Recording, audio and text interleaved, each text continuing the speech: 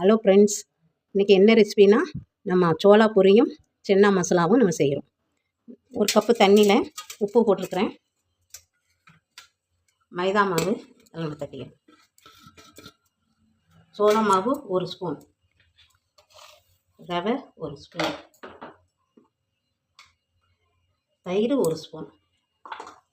இப்போ நல்லா நம்ம இது பசைஞ்சு ஒரு 10 நிமிஷம் ஊற வைக்கணும். மசாலா நம்ம ரெடி பண்ண போகிறோம். அடுப்பை நம்ம அதில் பற்ற வச்சுக்கணும். சன்னாவை நல்லா முங்குற அளவுக்கு தண்ணி ஊற்றி வச்சுருக்கேன். அது 2, 3, 4 விசில் மாதிரி அரைச்சதுக்கப்புறம் நம்ம அடுத்தது பார்ப்போம்.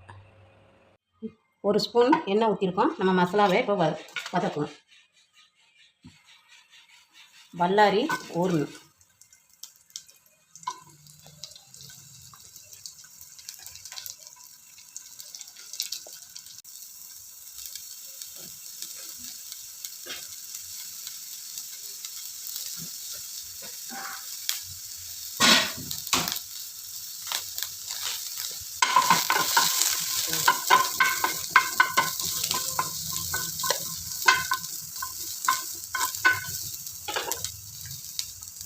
இஞ்சி பூண்டு,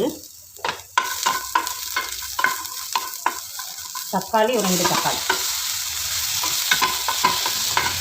இந்த பிறகு ஆறின பிறகு நம்ம மிக்சியில் கொஞ்சம் அரைச்சிட்டு வந்துடும்.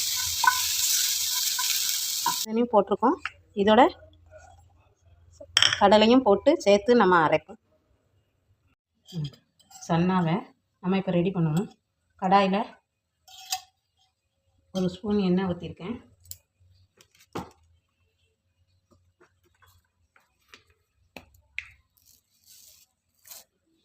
சோம்பு,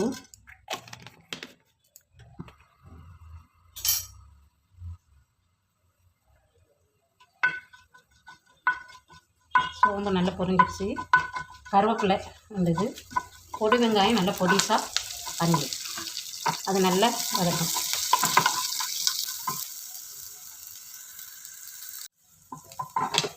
நல்லா சிவந்து வந்து வெங்காயம் வதக்கியாச்சு. அரைச்ச விழுதை நம்ம அதில் போடும்.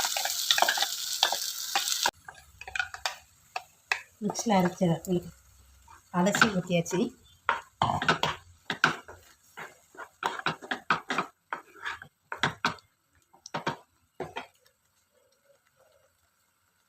உப்பு 1 ஸ்பூன்,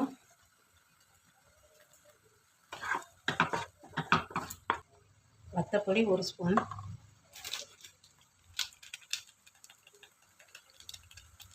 கரம் மசாலா 1 ஸ்பூன்,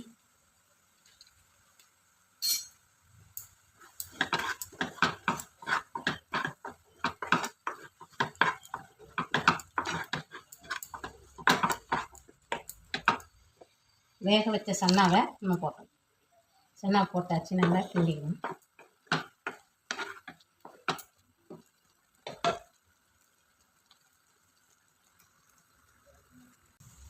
மல்லி இலையும் 2 புதினா இலையும் போட்டாச்சு.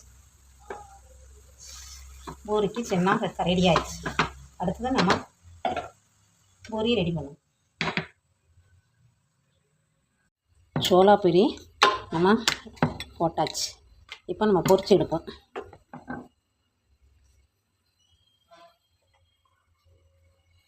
எண்ணெய் நல்லா காஞ்சிடுச்சு.